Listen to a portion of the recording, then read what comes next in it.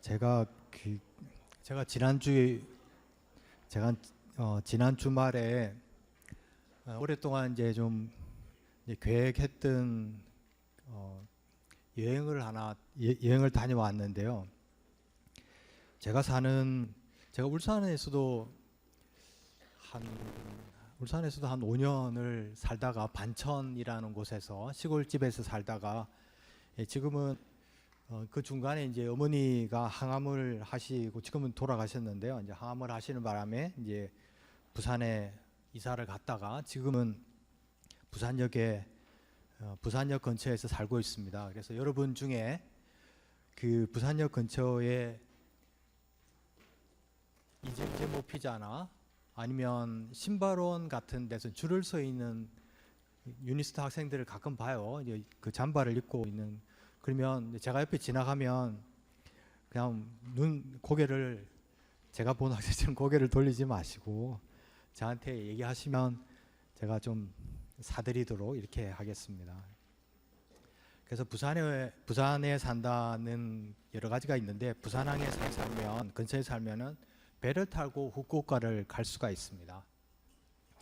여러분, 그런 여행도 한번쯤 고려해 보셨으면 어떨까 이런 생각이 드는데요. 지난주에 다녀왔어요. 이제 집사람하고 같이 다녀왔는데 그전에 이제 지금 들어오고 있는 학생들이 있으니까 수업 시작하기 전에 그전에 제가 이제 대형 강의를 하다 보니까 여러분 일일이 얼굴을 다 기억하지 못하고 여러분의 이름도 기억하지 못해서 먼저 죄송하다는 말을 꼭 드리고 싶고요. 그 다음에 캠퍼스 안에서도 지나가다 보니까 지난주에 보면 인사를 하는 분들이 이제 있거든요. 여러분이 저한테 했는데 제가 보기에는 우리 수업에 있었나 이렇게 생각이 들다가도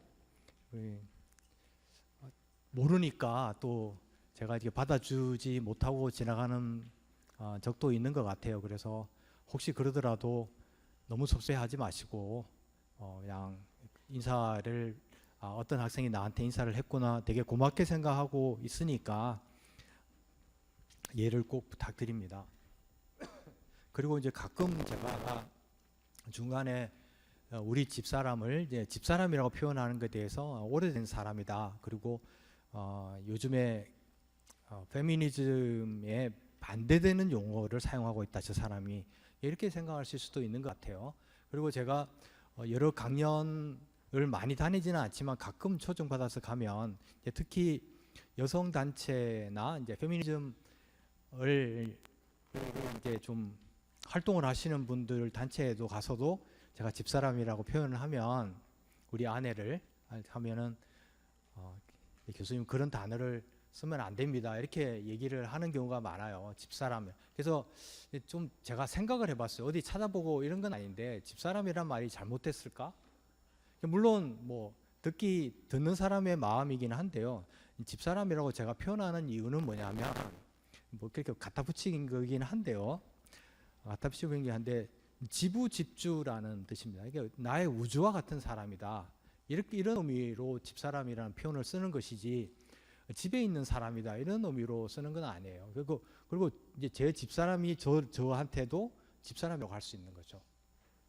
그리고 이제 다른 단어를 아내라는 표현을 쓰는데 그러면 밖에가 있다는 뜻이 있을 수도 있거든요. 그러니까 너무 어떤 용어에 집착해서 그렇게 생각하지 않으셨으면 좋겠어요. 다음에 이제 페미니즘에 대한 주제도 이번 학기에 다룰 예정입니다. 그래서 그때 좀 더 얘기를 나눠보도록 하겠습니다. 그러면 서론이 지나고 이제 이번 주부터 하나씩 주제별로 다뤄보도록 이렇게 하겠습니다. 제가 이제 후쿠오카를 갔어요. 후쿠오카를 가서 여러분 후쿠오카를 가신 적이 있는지 모르겠지만 하카다항이라는 데 도착을 해요. 밤에 타면 낮이 아니죠. 아침에 이제 그 항구의 하카다항에 도착을 하는데요. 하카다항에서 하카다역까지 가는 BRT가 있어서 버스가 있어서 이제 타고 갔습니다. 그래서 그 역에는 몰이 있는데요. 그 2층에 포켓몬스터 그 샵이 있어요. 그래서 포켓몬스터를 제가 뭐 그렇게 좋아하는 건 아닌데 궁금하기도 하고 또 모으는 캐릭터가 있기도 하고요. 저 같은 경우에는 두통을 많이 알아서 고라파덕을 되게 좋아해요. 여러분 고라파덕이 골이 아픈 골이라는 뜻을 아시죠? 그죠? 고라파덕을 되게 좋아해서 어디 가면은 고라파덕의 캐릭터를 사곤 하죠. 사곤 하는데 이제 제가 이제 드리고 싶은 말씀은 뭐냐면 여러분도 기억을 혹시 가시면 제가 거짓말 하는지 아닌지를 꼭 확인하셔야 되니까 그 2층에 가면 아까 말씀드린 그 샵에 들어가기 전에 문을 이렇게 지나가는데 제가 지나가는데 삐 소리가 들리는 거예요. 뭔가 그 고주파음이 저한테 들리는 거죠. 이렇게 삐삐삐삐삐삐 하는 게 들리는 거죠. 그런데 제가 이게 뭐지? 이러고 이제 나와가지고 지나가는 사람들을 다시 봤어요. 그랬더니 아무도 그 소리에 귀를 기울인다든지 신경을 쓰는 사람이 없이 다 지나가는 거, 지나오고 지나오는 거예요. 그래서 이제 같이 간 이제 집사람한테 이 소리가 들리느냐 이렇게 했더니 안 들린다는 거예요. 그래서 그러지 말고 자세히 좀 들어보라 이렇게 한 거죠. 그래서 제가 이렇게 서서 가장 많이 삐삐삐삐삐 들리는 삐삐삐라고 들리는 그 자리에 서서 이제 여기 좀 서봐서 들어봐라 이렇게 했더니 안 들린다는 거예요. 여러분 되게 답답한 경우 있지 않나요? 여러분은 분명히 느끼는데 어떤 친한 친구나 가족한테 들리냐 이렇게 얘기했을 때 안 보인다라든지 또 비슷한 그런 거 있죠. 이것은 저 사람이랑 저 사람은 너무 닮았다. TV를 본다든지 영화를 볼 때 너무 닮았다고 하는데 하나도 안 닮았다는 거예요. 그럼 너무 답답하죠. 싸울 수도 없고요. 그래서 저는 이제 또 한 가지가 자꾸 옆으로 새서 죄송한데 답답해서 그래요. 누군가가 그래서 저는 그 에이스 침대에 나오는 그 박보검하고 같이 나오는 여자분이 최근에 박신혜하고 나온 드라마가 있죠. 거기에 나온 그 노라라는 역을 한 사람하고 똑같은 사람인 줄 알았어요. 저는요, 진짜 보면 똑같은데 이러고 이제 역시 이제 확인할 사람이 저희 집사람밖에 없으니까 같지 않나 했더니 전혀 다르다는 거예요. 너무 답답한 거죠. 그래서 인터넷 찾아봤어요. 같은 사람인가? 그런데 정보가 아무 데도 없는 거예요. 근데 이제 마침 어제 보니까 그 드라마에 나오는 노라 역으로 나온 사람과 에이스 침대에 나온 여자의 모델은 같은 사람이라고 보는 사람이 많은데 실은 다른 사람이다라는 이제 정보가 뜨는 거예요. 그럼 정말 그래서 이제 한편으로는 미안이 되는 거죠. 나랑 비슷하게 생각하는 사람이 있었구나 이런 거죠. 다시 돌아갔어요. 그 소리가 들리는데 아무도 신경 쓰지 않고 이제 지나가는 거죠. 제가 무슨 말씀을 드리고자 하냐면 그 소리는 제가 생각하기에는요. 들리는지 안 들리는지 모르죠. 제가 이제 뭔가 환청을 들었는지도 모르잖아요. 그죠? 그런데 제가 생각하기에는 장애인이 들어갈 때 여기에 문이 있고 있으니 어떻다라는 신호를 보내는 것이라고 저는 생각이 되는 거예요. 근데 확인할 길이 없어요. 여러분 중에 혹시 앞으로 가신 분이 있으면 그 문 앞에서 제가 뭔가 환청을 들었는지 진짜 들은 건지 한번 확인을 해 주셨으면 좋겠어요. 그런데 이제 저는 그렇게 믿고 있는 거죠. 제가 왜 이런 말씀을 드리냐면 또 우리가 살아가면서 사물을 본다든지 물을 본다든지 뭐 여러 가지 물건을 본다든지 했을 때 나만이 느끼는 소리가 있을 수도 있는 거잖아요. 다른 사람한테 이제 그 물어봤을 때 그 사람은 안 들린다 이렇게 생각할 수 있는 거죠. 이런 표현들을 영화에 가져다가 영화에서 구현한 많은 일들이 일어나고 있고 실제로 영화에서는 우리가 실제로 어떤 사람은 느끼는데 다른 사람은 느끼지 못하는 무언가가 있다면 이것을 영화 속에서 구현하는 경우는 여러 개를 볼 수 있습니다. 영화를 볼 때 가장 재미있게 보는 방식이 있으면 뭐가 있냐면 영화를 본 다음에 에이 저런 게 어디 있어 라고 하고 정도껏 해야지 라고 하면은 자기 자신이 영화를 망쳐버리는 그런 거 생각이죠. 예를 들면요. 몇 가지만 들어보면 예를 들면 범죄의 도시 같은 영화 있죠. 그러면 거기에 이제 마석두 형사가 나오잖아요. 그런 사람은 세상에 없잖아요. 그런데 우리 모두의 마음속에는 저렇게 나쁜 사람은 마석두처럼 저렇게 해주기를 바랄 수도 있는 거잖아요. 그런데 어떤 사람은 영화를 그렇게 보면 실제라고 하죠. 라캉이 얘기한 실제 개라고 하는 거죠. 영어로는 the real입니다. the real이죠. 그런데 어떤 사람은 영화도 적당히 이제 저렇게 하는 경우가 어디 있어라고 하면은 영화에서 실제 개를 보여주고자 했던 감독의 의도를 다르게 파악한다고 저는 생각을 해요. 그 다음에요, 제가 한번 지난주에 말씀을 드렸는데 The No. 1이라는 게 있죠. 그 No. 1이 이제 형이 죽고 나서 이제 이건 예고편에 나오는 얘기니까 여러분한테 뭐 방해가 안 된다고 생각하고 예고편 나오는 장면이니까요. 밥을 엄마가 해준 밥을 먹으면 숫자가 뒤에 뜨는 거예요. 어머니의 뒤에 숫자가 뜨는 거예요. 그래서 365가 떠요. 처음에는요. 그 다음에 밥을 또 먹으니까 364가 뜨는 거예요. 그럼 뭐가 하나가 줄었잖아요. 처음에는 저 숫자가 뭐냐. 그래서 자기 어머니한테 그 최우석 배우가 능청스럽게 연기를 잘한다고 생각을 해요. 개인적으로는요. 뜨니까 엄마 저 뒤에 번호가 숫자가 뜨는데 이렇게 보입니까? 물어보는 거죠. 그러니까 엄마가 보더니 이렇게 당연히 안 보이죠, 그죠? 그렇다면 영화를 재미있게 보시려면 어떻게 보면 되냐면 저런 게 어디 있냐고 이렇게 얘기하면 되죠. 근데 제가 아까 말씀드린 것 같이 제가 포켓몬스터를 들어간 문에서 삐 소리가 들린 것을 아무도 신경 쓰지 않고 드나들잖아요. 일본 분들도 그렇고 제 집사람도 그렇잖아요. 소리가 저는 들리거든요. 그러면 들리냐 물어보면 집사람처럼 왜 안 들리는지 모르겠어요, 진짜요. 근데 어쨌든 안 들린다고 생각하면 영화에서 그 최우석 배우가 숫자가 보입니까? 라고 했을 때 보이지 않는다라고 얘기하면은 보면 안 보이는 거잖아요. 그럼 어떤 영화를 보는 사람들이 저런 게 어디 있어라고 영화를 나올 수도 있는 거죠. 저런 영화는 나는 안 봐. 이렇게 생각할 수 있는 거죠. 그러면서 어드벤처 같은 영화는 끝까지 다 보죠. 이런 여러 가지 그 상반된 영화에 대한 관점을 가질 수도 있다는 거죠. 똑같이 현실에서도 우리가 어떤 사람을 봤을 때 제가 여러분 개별적인 눈빛을 이렇게 보고 여러분 내면을 알 수는 없지만 제가 보이는 게 있으면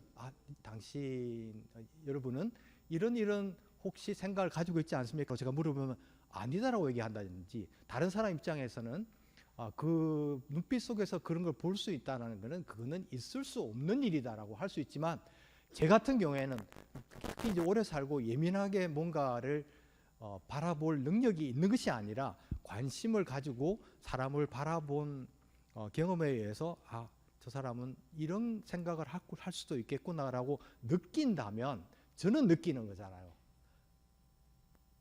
그런 얘기들을 오늘 시작을 해보고자 하는 거죠. 그 얘기는 왜 하냐면 똑같은 물건을 보고 똑같은 사물을 보고 똑같은 사람을 보고 똑같은 경험을 하고도 어떤 사람은 예민하게 관심을 가지고 보는 것을 평생 이어간다면 어떻게 될까요? 초인이 된다, 성공할 수 있다 이런 말씀을 드릴 수 있는 게 아니라 보이는 부분이 하나씩 늘어날 수도 있다라는 거죠. 그래서 제가 아까 말씀드린 것 같이 후쿠오카의 하카타역에 01001 이게 무슨 뜻인지 모르겠어요. 0101이라는 몰이 있어요. 그래서 제가 이제 우리 집사람한테 22라고 이렇게 얘기하니까 일본에는 22가 없다 이렇게 얘기하더라고요. 이것도 아재 개그인데 안 웃으시네요, 그죠? 그런데 어쨌든 그 2의 2층에 있는 포켓몬스터로 들어가는 그 소리가 저한테는 목소리로 들린 거잖아요. 무슨 말씀인지 아시겠죠? 목소리로 들린 거예요. 이거는 조심해 주세요라고 하는 목소리로 들렸다면 그거는 목소리죠. 근데 만약에 이제 지난주에 설명을 드렸듯이 여러분도 어떤 물을 보고 웅덩이가 있단 말이죠. 비가 와서 웅덩이가 있으면 그 웅덩이를 피해가면서 웅덩이가 우리한테 말을 건넸다라고 믿어보는 자세를 우리는 유물론적인 사고다 이렇게 생각을 하는 거죠. 이제 유물론은 원래 있었으니까 뭐 새로운 거 하나 없지만 새롭게 디지털 시대가 오고 AI가 오면서 물질에 대한 관심을 좀 더 가져보자라는 생각 때문에 그러한 생각을 가지는 것을 우리는 앞에 신자를 붙이죠. 신유물론이다 이렇게 얘기를 많이 하죠. 그래서 도나 해러웨이라는 독특한 사상을 가진 학자도 나오고 그전에는 라투르라는 이런 인문학자들도 나오게 되는데요. 이런 학자들은 사실 이 코스의 실러버스를 보면 뒤에 참고 문헌에 다 달려 있습니다. 제가 얘기할 때마다 관심 있으시면 또 꼭 안 읽으셔도 돼요. 그냥 오늘이나 매번 수업에서 그런 제가 얘기 드릴 때마다 간단하게 설명해 드리면 이런 생각을 한 사람들이 있었구나 정도로 해도 뭐 그렇게 문제가 있는 것은 아니고요. 또 수업을 진행하는데 여러분이 문제가 있는 건 아닌데 어쨌든 어떤 물건을 보고 목소리를 건넨다라고 예를 들면 오늘 하루만이라도 그렇게 한번 지내보시면 어떨까라고 하는 거죠. 다음에 이제 오늘 이제 점심에 식당에 가서 이제 밥을 먹잖아요. 근데 밥이 유난히 꼬들해요. 아니면 뭔가 반찬의 어떤 그 맛이 독특하단 말이죠. 그러면 왜 이렇게 밥이 꼬들해? 아니면 왜 이렇게 짜지? 라고 말씀을 한다면 어떤 경우죠, 여러분이? 너무 음식이 짜다라고 말씀한다면 여러분이 생각한다면 어떤 자세를 취하냐 이거죠. 이것은 뭐냐면 여러분은 여러분 나름의 표준을 가지고 있는 거죠. 그렇지 않아요? 표준을 가지고 있고 그 표준을 오늘 음식이 맞추질 못한 거죠. 그러면서 그 단어를 우리는 어떻게 사용하냐면 맛이 없다라는 표현을 쓰죠.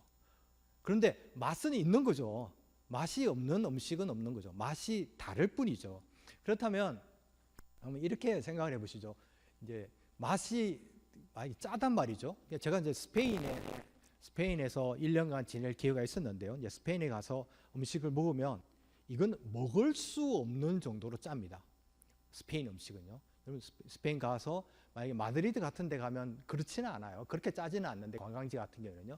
제가 갔던 까디스라는 도시를 가면 정말 태어나서 이런 음식이 있나 정도로 짜단 말이죠. 그러면 이거 짜지 않게 해주세요라고 하는 게 보다는 제가 이제 여러분한테 추천드리고 싶은 건 뭐냐면 짜면 왜 짤까? 라고 생각을 하면은 이 물질에 대한 맛이 여러분한테 목소리로 전달되는 거죠. 여기 이 사람들이 짜게 하는 데는 그만한 이유가 있는 거죠. 여기가 땀을 많이 흘린다든지 너무 덥다든지 아니면 어떤 독특한 문화가 있다든지 이럴 때 여러분한테 맛을 통해서 제가 아까 듣고 목소리가 들렸듯이 맛을 통해서 여러분한테 뭔가 메시지를 전달하고 싶은 거라는 거죠. 물질이.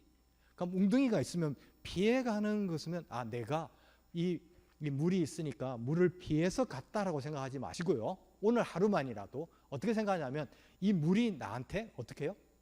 말을 건넨 거죠. 돌아서 가세요라고 말을 건넨 거죠. 이렇게 생각하는 게 나는 그렇게 생각 안 할래 라고 생각할 수도 있죠. 그건 여러분의 선택이고 제가 강요드릴 수는 없는 거지만 그렇게 생각하는 순간 여러분은 어떤 사람이 되느냐? 유물론자가 되는 거죠. 우리는 유물론자를 마르크스나 이런 식으로 어떤 우리의 정신이나 영혼이나 이런 것들을 무시하고 물질을 위주로 살아간다. 물질의 가치를 두고 살아가는 사람을 유물론주의자 이렇게 생각하지 마시고요. 지금으로부터는 사실 그런 것도 아닙니다. 그렇게 오해할 수는 있고 마르크스를 일부 그렇게 이해하는 사람도 있고요. 자본주의도 마찬가지입니다. 꼭 제가 마르크스가 좋다, 자본주의가 나쁘다 이런 뜻이 아니라 우리가 자본주의를 다룬다고 제가 지난주에 말씀드리고 그 자본주의를 얼마든지 굉장히 독특하게 해석할 수 있는 방법은 여러 개가 있거든요. 그런 방법들을 블록체인을 이용해서 얘기를 드린다고 말씀드렸고 그러니까 유물론이라는 건 뭐냐면 물질이 여러분한테 보내는 신호를 예민하게 받아주는 자세를 가지고 있는 사람 이런 사람을 유물론주의자 유물주의 또 요즘에 이제 다시 AI 시대에 또 올라서 신유물론자 이렇게 얘기를 하는 거죠. 한번 예민하게 생각을 해보시면 어떨까 이런 거죠. 자 이제 후쿠오카에 이제 제가 그 항구에 내렸어요. 이제 항구에 내리면 한 8시 정도 됩니다. 밤새 가는 거죠. 자고 가면 되니까 비행기하고 다른 매력이 있습니다. 내려가지고 어쨌든 이제 하카타역 근처에 호텔을 예약했기 때문에 하카타역으로 이제 가야 되잖아요. 그럼 이제 버스를 타야 되죠. 일본은 버스가 어떨까 이제 궁금한 거죠. 버스를 타면 도대체 헷갈리는 거죠. 어떻게 해야 될까 이런 건데, 근데 이렇게 보면 일본은 우리하고 조금 다른 시스템이 갖추는데 우리의 교통카드를 쓰지 못합니다. 일단은 쓰지 못하고, 근데 단 하나 이렇게 이렇게 와이파이가 표시되어 있는 카드가 있어요. 이 카드가 되는 버스가 한정적으로 있는 겁니다. 탈 때 한번 띡 하고 내릴 때 띡 하면 되는 그런 버스가 있는 거예요. 여기서 제가 이제 일본에 가서 이번 수업 시간에 여러분한테 이런 말을 하면 좋겠다 이렇게 한번 생각을 한 거죠. 이게 어떤 게 있냐면, 시스템이 통하지 않는다라는 것은 어떤 의미가 있을까요? 라는 질문을 제가 먼저 드리는 거죠. 시스템이 통하지 않는다. 우리가 만약에 중국이나 미국을 간다든지 가면 달러를 쓰기도 하고요. 뭐 통하는 게 있을 수도 있고, 일본하고 다르게 교통카드가 통하는 외국도 있습니다. 유럽 같은 데 가면 통하는 국가들도 몇 개가 있거든요. 이 말은 어떤 의미가 있을까요? 여러분한테.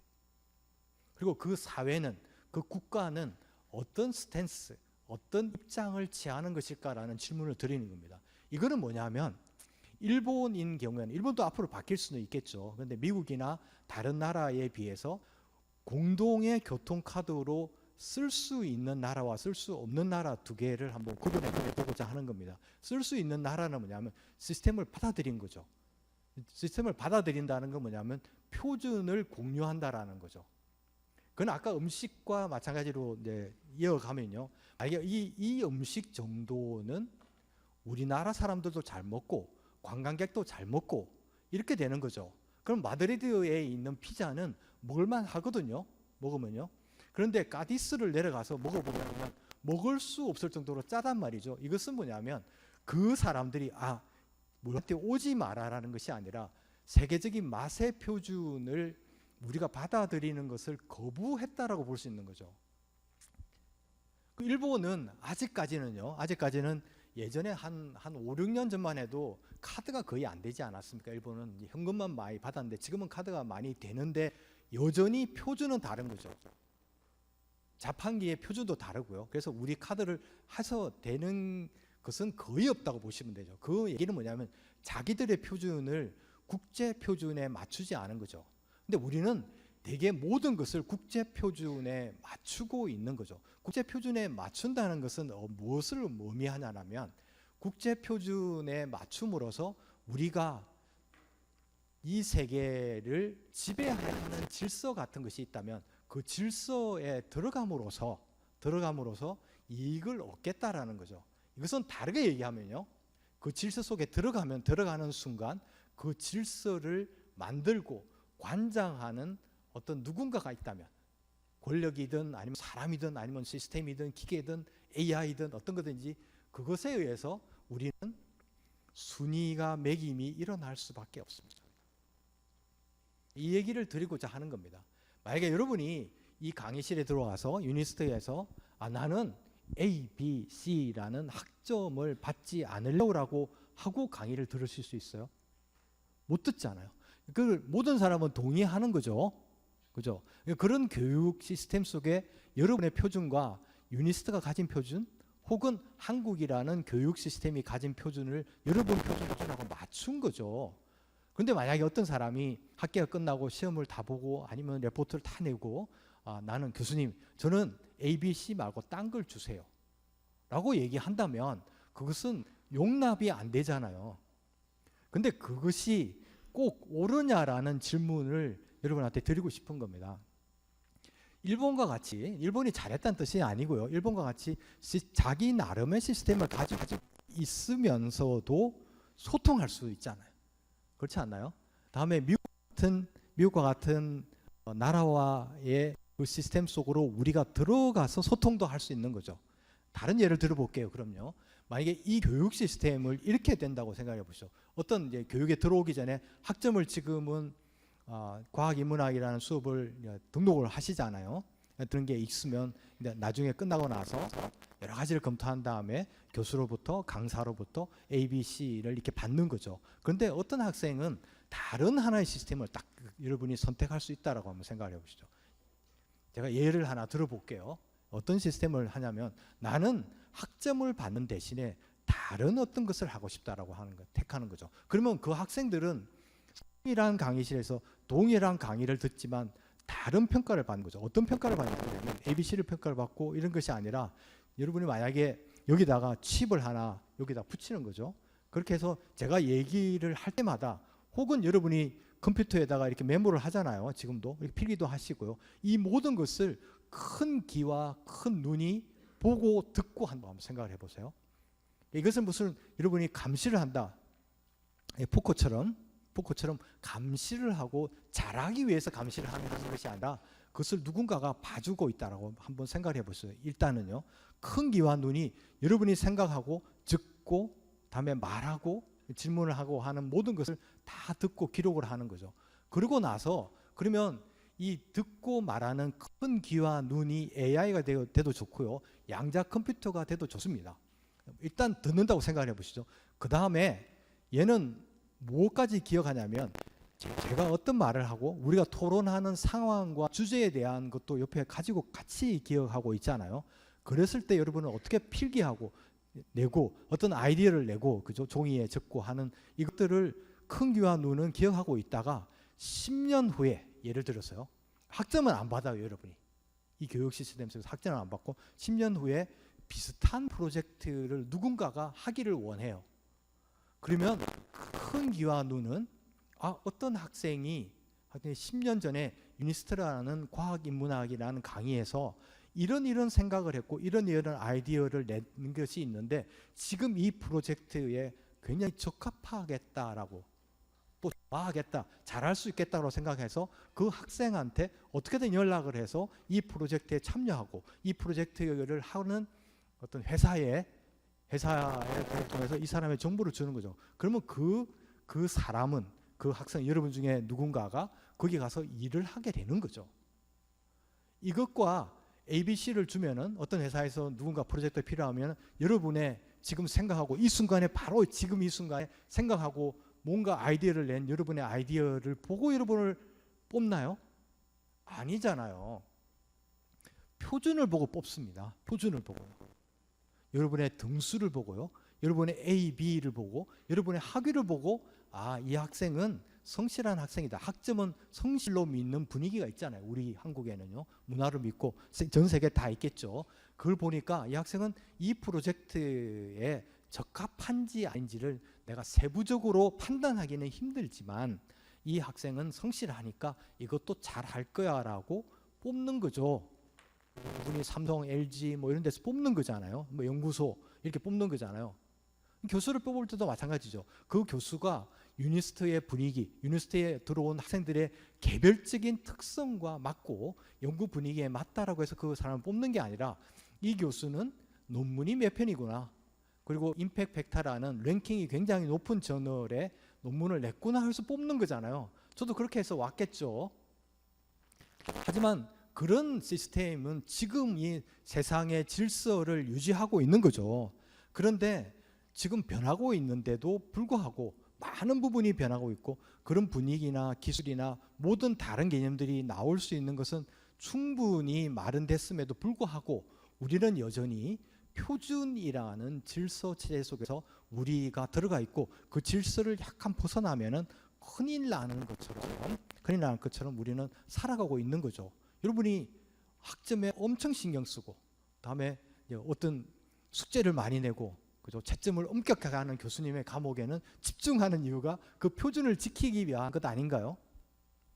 그런데 제가 말씀드린 것과 같이 뭔가 우리가 기술이 있다. 그게 양자 컴퓨터든 AI든 우리를 지켜보고 있고 감시하는 게 아니라 우리를 보살피기 위해서 지켜보고 있고 그것을 나중에 이렇게 연결시켜주는 그런 어떤 그런 장치 그런 게 있다면 우리가 굳이 표준을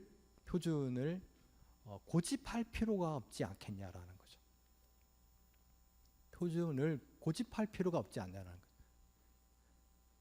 그러면 그 시절에 오면 가장 여러분이 신경을 써야 될 건 뭐냐면 물질이 내는 소리에 귀를 기울이는 거라고 생각을 하는 거예요. 그 소리는 목소리인 거죠. 물이 목소리를 보내고 이산화탄소가 목소리를 보내고 이렇게 되는 것이 훨씬 중요한 거죠. 다른 예를 한번 들어보겠습니다. 제가 자주 드는 예이기도 한데요. 지금 여기에 이제 교실에 불이 켜지지 않았습니까? 그러면 저기 들어와서 불을 켤 때는 스위치 하나밖에 없죠. 근데 저 스위치에는 에너지가 필요하기도 하고요. 한전에서 전기가 들어왔겠죠. 근데 저기에 저 스위치에 태양광, 화력발전, 화력, 풍력이라고 써 있습니까? 근데 만약에 여러분 중에 어떤 에너지를 쓰고 싶은데 나는 여러 가지를 고려했을 때 원자력 에너지가 가장 선호하는 에너지다라고 생각할 수 있잖아요. 그죠? 지금 어디가 맞고 어디가 틀리다는 표준을 얘기하는 게 아니라 여러분의 마음이 그렇게 가는 거죠. 어떤 반대로 다른 학생들은 나는 역시 그래도 화석연료가 최고야 이렇게 생각하는 사람이 있을 수도 있잖아요. 그러면 그 스위치에 만약에 화석연료, 풍력, 원자력 이라고 적혀 있다고 생각해 보세요. 그러면 나는 이 전기를 쓰고 싶어라고 이제 딱 스위치를 켜는 거죠. 실제로 한전에서는 하나의 전기만 오더라도 누르는 순간 사용량은 그 에너지 원에 따라서 매겨지는 거죠. 여러분의 이제 돌아가서 기숙사에 이제 집에 서재에 불을 켤 때 나는 풍력을 켤 거야, 나는 원자력을 켤 거야 이렇게 하면은 그것을 한 달에 환산을 해서 거기에 맞는 전기료를 내는다고 한번 생각을 해보세요. 그러면 우리는 5년마다 뽑는 대통령, 4년마다 뽑는 국회의원이 어떤 에너지 정책을 가지고 있는지 표준을 정할 필요가 굳이 없잖아요. 국민 모두가 자기의 선택에 의해서 에너지원을 택할 수 있는 거죠. 버스를 탈 때도 한번 지금은 띡 하지만 그 앞에 이렇게 원자력 표시가 되어 있고 풍력 표시가 되어 있다면 그걸 띡 하면은 그것에 맞는 요금을 낸다라는 거죠. 사실 그렇게 할 수 있는 기술과 그렇게 할 수 있는 어떤 인프라는 충분히 우리가 가지고 있음에도 불구하고 우리는 여전히 하나의 에너지만 쓰고 그들이 그죠 권력자가 우리의 에너지를 택하게끔 하는 사회를 살아가고 있는 거잖아요. 그 책임은 저들에게 있을까요? 저는 조금 다르게 생각했으면 좋겠어요. 그렇게 쓰려고 요구하지 않은 사람한테도 책임이 없다 하기 힘든 거죠. 그럼 만약에 지금 이 교육에 있어서 ABC 교육의 시스템이 있으면 AI 인재를 양성해야 된다. 사람 앞에 그 목재가 쓰는 재를 붙였어요. 인재 양성 사업단 이런 거. 살벌한 단어입니다. 사람은 사람인데 사람을 인재로 보는 거죠. 재료로 보는 거잖아요. 그러니까 뭔가 뭔가를 하는데 재료로 삼겠다라는 거예요. 사람을. 그러지 마시고 그렇게 안 할 수 있는 방법이 우리한테 만약에 있다면 큰 귀와 눈을 여러분의 그 스마트한 능력으로 디자인해 가지고 우리 유니스트만이라도 학점을 엄격하게 관리하고 숙제를 많이 내고 그죠? 그다음에 시험을 엄격하게 하고 하지 않더라도 학점이 없더라도 열심히 공부할 수 있는 방법을 학생들이 역으로 제안하고 그렇게 우리 학교를 운영한다면 우리 학교가 MIT하고 이렇게 비교가 안 되잖아요. 비교할 필요가 없잖아요. 그럼 MIT는 1등이다. 뭐 카이스트는 20등 안에 들었는데 왜 우리 유니스트는 200등인가? 이런 어떤 한심한 짓은 안 한다라는 거죠. 학교의 레벨이 어디 있습니까? 학교의 랭킹이 어디 있고 여러분한테 제가 보면 이 학생은 1등, 저 학생은 뭐 10등, 뭐 200등 이렇게 나누는 어떤 교육이 만약에 불만이 있다면 그것에 대해서 항의하기 이전에 디지털 시대와 양자 컴퓨터 시대가 온다면 그런 어떤 저같이 이제 나이 든 사람도 그런 아이디어를 내잖아요, 여러분한테. 그럼 여러분은 훨씬 더 좋은 아이디어를 내서 이 세상을 뭔가 프랑스 혁명처럼 막 이렇게 뒤집고 막 폭격을 해서 다 없애버리고 이러지 않고도 서서히 바뀌는 그런 변화가 얼마든지 가능하다는 말씀을 꼭 드리고 싶은 거예요. 예, 이게 과학 인문학의 가장 큰 목적이고 제가 여러분한테 드리고 싶은 말씀이죠. 그러려면 어떻게 해야 되느냐? 그러면 아이디어를 내고 책을 많이 읽고 논문을 많이 읽고 이런 것들보다도 뭔가 나한테 보내는 누군가의 목소리, 그죠? 그것이 사람 목소리는 당연한 것이죠. 근데 사람 목소리뿐만 아니라 뭐 이렇게 예를 들면 지나가는데 고양이가 이렇게 쳐다봐요. 그러면 제가 지금 나한테 무슨 볼 수 있지? 잠시 머무는 여유. 고양이 그죠? 그 걔가 이제 짖는 게 쟤는 왜 짖을까? 내가 뭔가 걔한테 잘못을 했나? 아니면 지나가다가 어린애가 이렇게 갓난장이가 이렇게 쳐다봐요.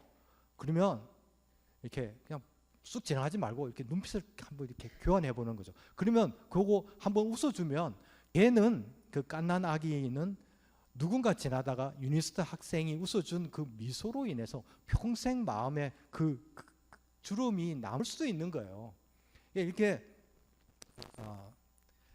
그렇죠. 여러분 동의가 잘 안 되실 수도 있을 거예요. 근데 제가 이제 이런 말씀을 그래도 여러분한테 드리는 이유는 뭐냐면 여러분은 아직 20대고 30대가 있으신지 모르겠지만 20대고 아직 젊으시고 아직은 그러니까 이게 살다 보면 그때는 관심 있게 오지 않았던 소리가 이렇게 마음속에서 들려오기도 합니다. 그러니까 제가 이렇게 떠들어보면 또 여러분한테 자극을 드리면 여러분이 언젠가 그런 생각이 들었을 때 그 소리에는 여러분 내면의 소리에는 외면하지 마시라는 말씀을 꼭 드리면서 제가 이 말씀을 예를 좀 들었습니다. 네. 그 다음에 이제 기왕 얘기가 나왔으니까요. 유물론이라는 것에 대해서 잠시 유물론을 뒤에 학기 후반부에 다시 다루게 되는데 유물론에 두 가지 특징이 있습니다. 두 가지 특징이요. 네, 제가 이제 그 레퍼런스에 제가 읽어본 뭐 여러 가지 다른 아까 제가 말씀드린 라뚜르라든지 브루노 라뚜르 아세요?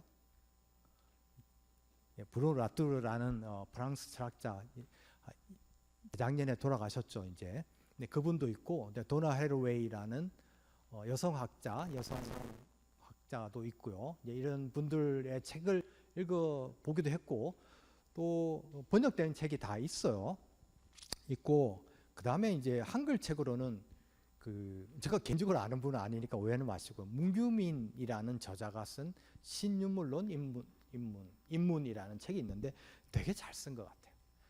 제가 읽다 보면 한글 책이 좀 번역 냄새가 많이 나는 책들도 있는데 자기의 글로 썼다 이런 게 느껴지는 책인데 이 책을 보면 유물론 제가 이제 여러분이 귀를 기울이려면 그 유물론자들이 어떤 얘기들을 하느냐 첫 번째가 행위성이라는 게 있어요. 행위성. 두 번째가 횡단성이라는 말이 있어요. 이건 이제 간단하게 설명을 드리고 이번 학기 후반부에 다시 좀 더 집중적으로 다루도록 하겠습니다. 그래서 행위성이 이게 뭐냐라는 거죠. 동일한 제가 쭉 말씀드린 것 같죠. 물이 나한테 행위한다. 이산화탄소가 나한테 행위하는 그 행동에 외면하지 않는 거죠. 엄청난 많은 행동을 하는 거죠. 지금 이 공기가 약간 춥지 않으세요? 시원한 분도 있고 그죠? 추운 분도 있을 수도 있죠. 저같이 이제 추위를 많이 타는 사람은 춥고 또 더위를 많이 타시는 분들은 적합하다 혹은 뭐 덥다 이렇게 느끼실 수도 있는 것 같아요. 이것도 이 기온이 우리에게 말을 건넨다라고 이해를 하는 거죠. 내가 어떤 표준을 정해가지고 내가 표준이다. 그러니까 이것을 올려야지 낮춰야지 이렇게 하는 것보다는 말을 건넨다 이렇게 생각하는 거죠. 영어로는요. 이 행위성을 에이전트라고 표현합니다. 에이전트요.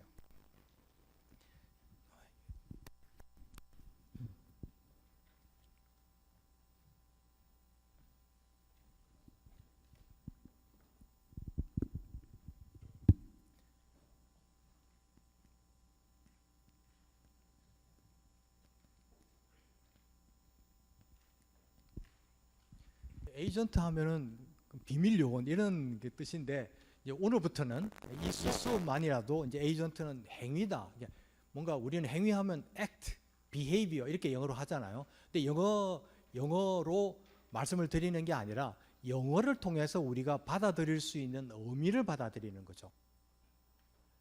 그래서 이게 이제 한글 강의의 묘미라고 생각을 합니다. 이제 그런 의미에서 좀 더 에이전트라는 단어가 있으면 여러분 책을 읽으시다가 논문을 읽으시다가 에이전트가 나오잖아요. 그럼 갑자기 007이 왜 나오지? 이렇게 생각하지 마시고 에이전트란 말은 행위를 우리한테 하는 물질을 두고 하는 말이구나라는 염두를 두면 되게 책을 이렇게 그 다음 진도가 나가기가 그냥 용이한 거죠. 에이전트라는 단위가요. 그럼 에이전트는 뭐로 이렇게 몇 가지로 볼 수 있잖아요. 나한테 실제로 행위하는 사람도 있어요. 행위하는 동물, 행위하는 물건 이런 것도 에이전트라고 하고요. 또 다른 건 뭐냐면 주체. 우리가 주체라는 지난주에 했었잖아요. 주체는 뭐를 가지고 있죠? 제가 이제 계속 반복을 드리는데 굉장히 너무 많이 반복한다 이렇게 생각하지 마시고 여러분이 혹시 잊어버리셨을까봐 제가 말씀드리는 거니까요. 주체는 우리가 물질을 봤을 때 생기는 대상에 대한 결핍을 가진 거죠. 락항식으로 설명을 한 겁니다. 락항식으로. 그다음 해겔로 설명하면 어떻게 될까요?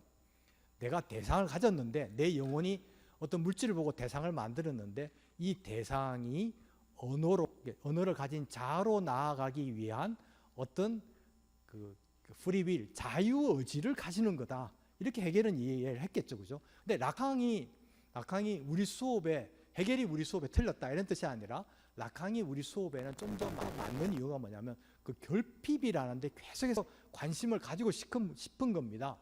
결핍이라는 것은. 그래서 이제 그렇게 하다 보면 그 행위가 있고요. 또 다음은 뭐냐면 주체를 행위성을 하는 거죠. 에이전트는 주체라는 단어로 번역이 될 수도 있다라는 거죠. 번역이라는 게 뭐였죠? 이 수업에서는요. 한 사람의 세상을 다른 사람의 세상으로 옮겨 놓는 거죠. 번역이라는 거예요. 단어의 단순한 번역이 아니라 그런 번역인 거죠. 그래서 저는 개인적으로요. 어떤 책을 번역한 사람은 위대해 보여요. 저는 진짜로. 어떤 책을 이렇게 번역해 가지고 예를 들면 도스토옙스키를 우리가 이해하게 단어에 AI가 한 게 아니잖아요. 단어가 우리가 이해하게끔 제화볼 같은 것들을 이렇게 옮겨 놓는 거는 러시아라는 문학의 세상을 한국 사람이 읽을 수 있는 세상으로 옮겨 놓은 거예요. 이 사람들 정말 위대한 분 같아요. 저 개인적으로 그렇게 생각을 합니다. 그래서 어쨌든요. 이게 주체라고 볼 수 있는 거죠. 다음에 잠재력도 볼 수 있죠. 행위를 하기 직전까지 행위성이 있는 거잖아. 앞에 뒤에다가 성 이렇게 붙이면 이것과 비슷한 모든 것들을 다 이렇게 합류하는 거죠. 그리고 마지막은 뭐죠? 우리가 알고 있는 대리인이죠. 대리인. 내가 이제 저 사람을 죽이고 싶다 이러면은 007을 보내잖아요. 대리인을 보내서 죽이는 거죠. 직접 가서 죽이는 것이 아니고요. 이것을 에이전트라고 표현을 했으면 좋겠다는 거죠. 그래서 유물론의 가장 큰 특징이 첫 번째는 이 행위성을 가지고 있다. 모든 물질은 행위성을 가지고 있다. 이렇게 하는 거죠. 행위성은 주체일 수도 있고요. 또 행위자일 수도 있고요. 그다음에 잠재력일 수도 있고 그다음에 대리인인 거죠. 그러니까 물은 우리를 대리인으로 보내가지고 지구온난화를 해결하라라고 하는 에이전트를 할 수도 있다라는 얘기죠. 이렇게 보면 과학자 누군가가 시켜서 내가 했다. 그런 게 있어. 내가 의지를 내 가지고 이 지구온난화의 연구를 화공적인, 화학적인, 물리학적인 해결을 했다라고 하지만 자세히 보면 그 사람은 뭐가 되고 싶어서 논문을 냈다든지 뭔가 이루고 싶어서 했다든지 돈을 벌기 위해서 비즈니스 모델을 만들었다든지 이럴 수도 있잖아요. 그러면 돈의 대리자죠. 그렇게 생각을 하면요. 우리가 자본주의 속에서 자본을 제대로만 이해했다면 이 세상이 지금까지 이렇게보다는 조금 더 좋지 않았을까라는 생각을 만약에 한다면 즉 에이전트라는 단어가 굉장히 지극하게 다가올 수가 있는 거죠. 자, 두 번째는요.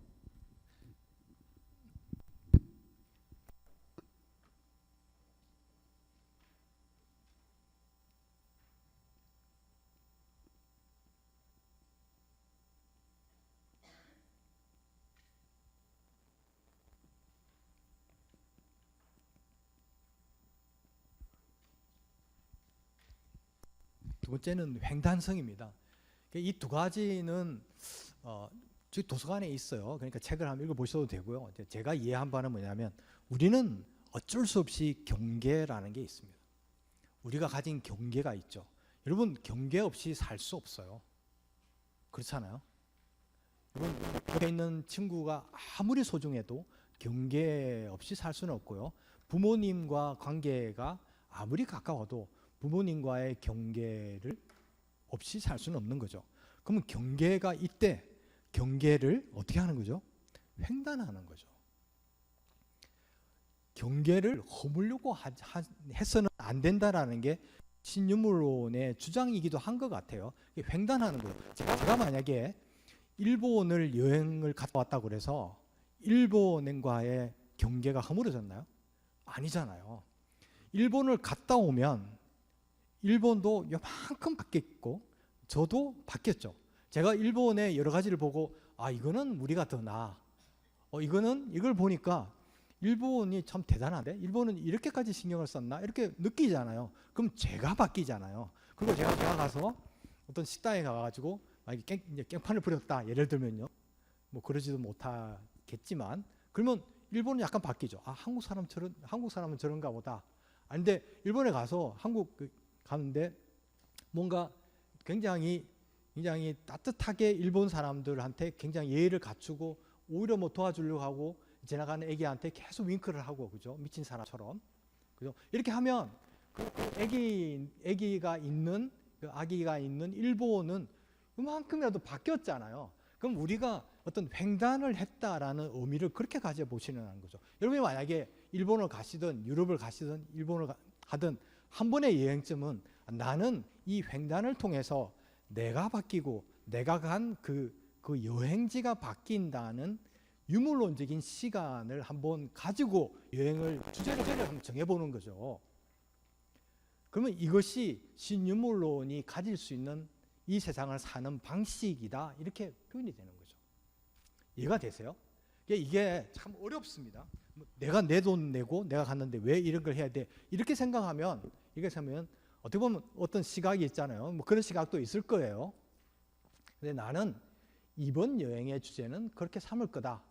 이렇게 삼으면 그것은 신유물론적으로 다가가는 것이죠. 이렇게 한번 생각을 해보셨으면 어떨까라는 거죠. 이렇게 얘기를 드리는 배경은 뭐죠? 이번에 지금은 1장을 다루고 있잖아요. 1장의 주제가 뭐죠? 한번 잠시 보시죠. 가장 높은 곳 이렇게 되어 있죠. 근데 가장 높은 곳은 물질로부터 출발해서 우리 모두가 가지고 있는 것이다, 이렇게 지난주에 제가 말씀을 드렸잖아요. 우리 모두가 가지고 있는 것을 우리는 한 단어로 뭐였죠?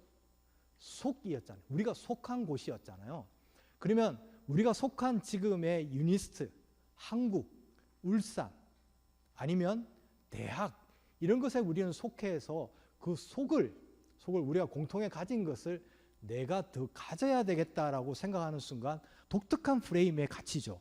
등수가 매겨지고요, 표준이 매겨지죠. 그런데 우리가 모두 갖춘 것을 가지고 나만이 혹은 당신만이 아니면 저들이 가진 다름으로 해석해내겠다, 기어이 개색해내겠다라고 하는 기하학적 사고, 목요일에 우리가 기하학을 다루게 되는데요, 기하학적 사고를 한다면 등수가 매기는 게 아니라 점에서 점이 이어지면 선이 되잖아요. 그러면 한 선만 있어야 되나요? 이 선 외에는 난 인정하지 않을래 라는 게 우리는 표준화라고 하잖아요. 그렇게 되니까 이 선으로 쭉 뻗어 나가니까 여기까지 간 사람, 여기까지 간 사람, 여기까지 간 사람, 혹은 그냥 그 자리에 머무는 사람, 이렇게 하니까 1등, 2등, 3등, 그죠? 이렇게 매겨지는 거죠. 인간의 가장 어떻게 보면은 엄청난 발명품 중에 하나가 뭐 그 중에 뭐 시간, 시계 이런 것도 있지만 2등이라는 개념이에요. 여러분 2등 기발하지 않나요? 살다 보면 나는 매번 1등은 못하고 2등만 한다, 이런 사람 있지 않나요? 그죠? 아까비 이런 거 있죠. 항상 2등. 그럼 2등 뭐 잘한 거야, 나 2등이 더 좋아, 이런 생각도 많이 하잖아요. 근데 그 생각 배경에는 뭐냐 하면은 1등을 인정하는 겁니다. 1등을 인정하고 나는 2등 돼도 괜찮아라는 것은 자기 합리화에 속하고 협상을 하는 거죠. 이 사회에 2등도 어딘데 쟤 봐, 쟤 100등이야, 이렇게 생각하는 거잖아요. 예, 그러지 마시고 아까 제가 말씀드린 것 같이 선을 하나만 끄는 게 아니라 각도를 살짝 바꿔요. 그러면 이 선 끌 수 있잖아요. 그러면 여기 있는 점들과 여기 있는 점들은 비교가 되는 거죠. 돌아서는 거죠. 마이너스 점도 설고 있잖아요. 그죠? 다음에 위로 가는 거, 아래로 가는 거. 이런 여러 가지를 했을 때 표준화에 반대한다라는 게 아니라 제가 지난주에 뭐가 있었죠? 반 대신에 뭘 하자고 그랬죠? 비 이런 거였죠. 비. 그러니까 네거티브를 하자라는 거죠. 이것은 왜냐하면 다른 것도 있다라는 거죠.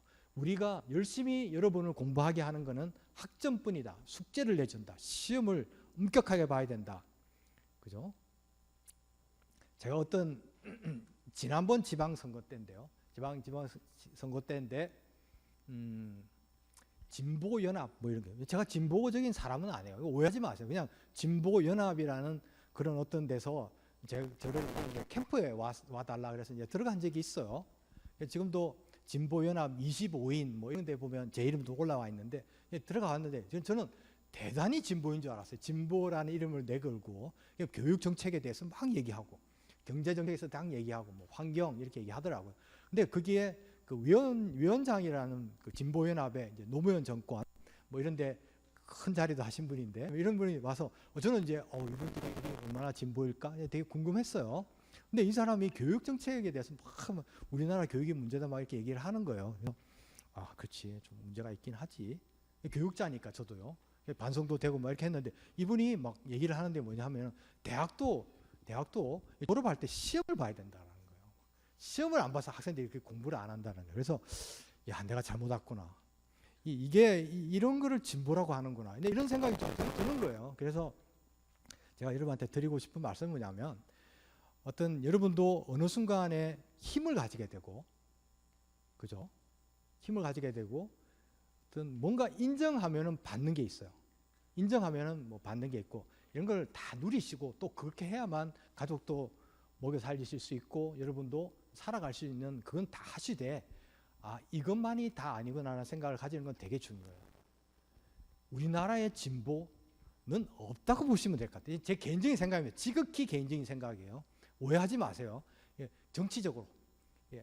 그래서 영국 사람과 프랑스 사람과 독일 사람이 만나면 다 자기 얘기만 하잖아요. 그죠? 이제 독일 사람은 계속해서 형이 상황만 얘기하고 프랑스 사람은 정치만 얘기하고 영국 사람은 경제만 얘기한다고 그러잖아요.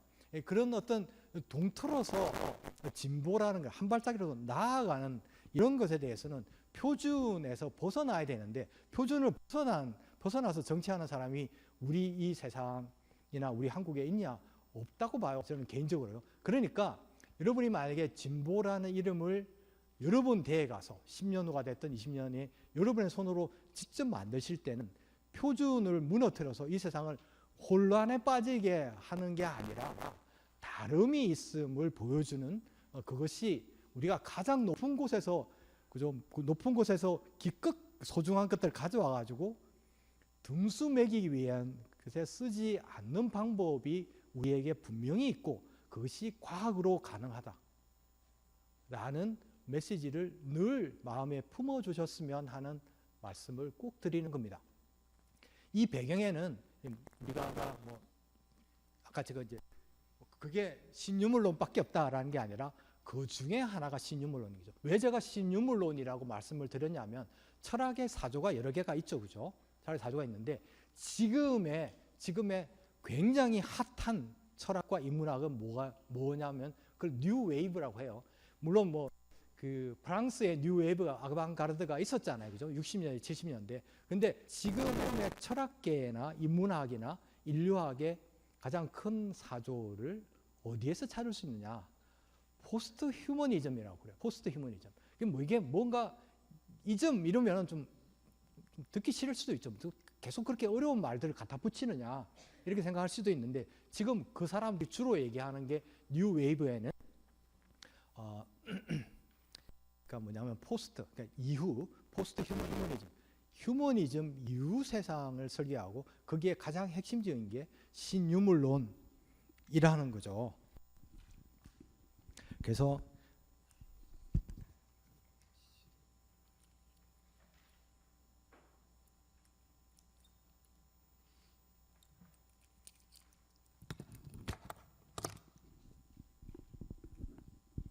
여기까지 이제 신유물론 다뤘고요.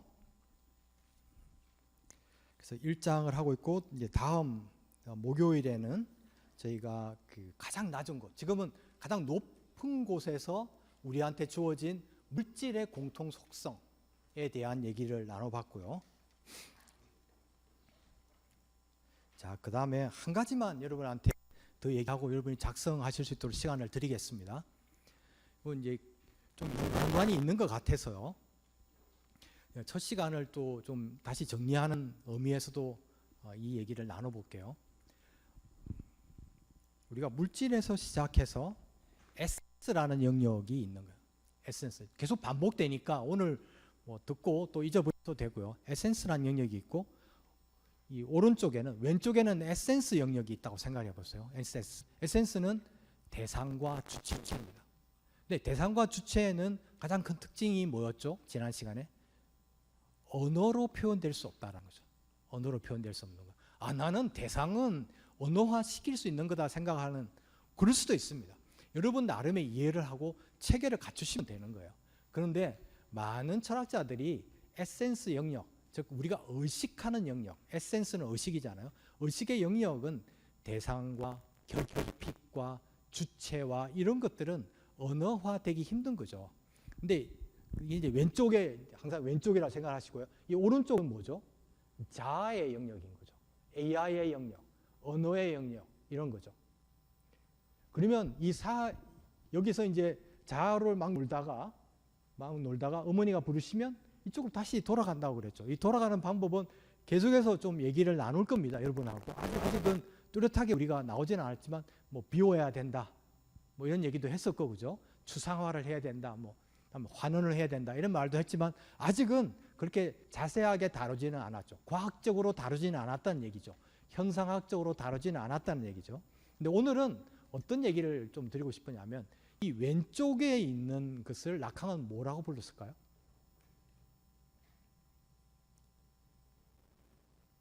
실제계, 영어로는 the real이라고 불렀죠. 다음 오른쪽에 있는 것은요, 언어의 영역은 상징계라고 하죠. 여러분 라칸을 좀 공부해 보신 분들은 실제계, 다음에 상징계, 상상계 이렇게 나눠지죠. 이 부분도 제가 다시 다루게 된다고 말씀을 드릴 거예요. 오늘은 어디까지만 하냐면 그러면 실제, 실제가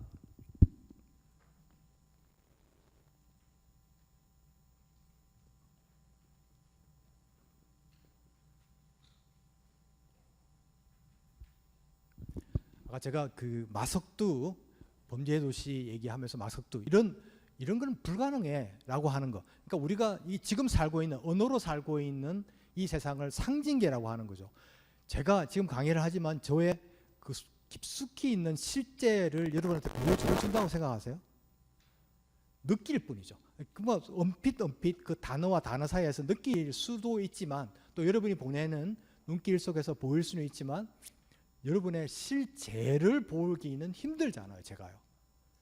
그것도 실제는 말할 수가 없어요. 근데 우리는 무의식이라고 했죠. 프로이드의 무의식과 실제를 약간 혼돈하기도 하는데 무의식은 언어로 표현되는 겁니다. 꿈의 해석이 있잖아요. 언어로 표현되는 것을 무의식이라고 하고요. 그것마저도 안 되는 걸 우리는 실제로 참 이해하기가 어렵고 마치 블랙홀 같아요. 그러니까 우리가 언어로 사는 이 상징계가 있는데 상징계에 뭔가 블랙홀이 하나 생겨가지고 얘기를 하다가 쭉 빠져버리는 것. 이걸 실제계라고 라칸은 정의를 합니다. 다시 좀 뒤에 얘기를 하겠지만 오늘 제가 이 말씀을 드리는 이유는 뭐냐면 언어에서 막 놀다가 언어에서 머물면 실제를 놓쳐버릴 수 있다라는 거죠. 그래서 영화 감독들은 끊임없이 우리한테 실제를 보여주는 거죠. 아까 계속 사라지잖아요. 음식을 먹으면 사라지고 엄마의 음식을 먹으면 사라지고 이것을 여러분한테 여러분의 어머니 집에 가면 어머니가 여러분한테 음식을 이렇게 정성스럽게 엄마의 밥을 해주셨을 때 그 밥은 어머니가 별도로 얘기하지 않더라도 그 밥이 여러분한테 보내는 무언가 메시지가 있는 것이죠. 이것을 감지하는 것을 뭘 감지하나요? 리얼인 거죠. 리얼. 실제계죠. 이것을 감지하지 못하면 우리는 늘 붕 떠서 살 수밖에 없다라는 거죠. 그래서 그 영화에도 계속 줄어들잖아요. 줄어드니까 안 먹으려고 하죠. 엄마 밥을 안 먹으려고. 이거 영화에는 안 먹으려고 하거든요. 근데 그 숫자를 최우석 배우한테 최우식이죠. 최우석 배우한테 그 숫자를 보여준 실제계의 의미는 뭘까요? 이게 이 영화에서 여러분한테 감독이 보여주고자 하는 거죠. 그다음에 범죄도시에서 마동석이라는 형사를 통해서 우리한테 던지는 말이 있을 거잖아요. 그것을 우리는 캐치를 해야 되는 거죠. 영화를 그렇게 좀 봐주십사라고, 제가 뭐 영화계 대표하셔서 말씀드린 건 아닌데 영화계가 또 힘들다고 하니까, 그죠? 그런 것도 필요하지 않느냐라는 생각이 듭니다. 그러지 않으면 상징계가 엄청난 힘이 있잖아요. 상징계가 좋고 힘들고 좋고 뭐 효과적이고 하더라도 이 상징계에서만 살면 어떻게 되죠? 표준화가 되고 등수가 매겨지고 권력이 생기고 이렇게 돼버리더라는 거죠. 어느새. 그러면 이것에 저항할 수 있는 것은 우리가 오직 목요일에 다룰 가장 낮은 곳에서 인간만이 가질 수 있는 그 능력이 무언가, 이것을 살펴보겠다라는 말씀을 드립니다. 오늘 여기까지 하고요. 여러분 수고 많으셨고 적어서 앞으로 제출해 주시기 부탁드립니다. 고맙습니다.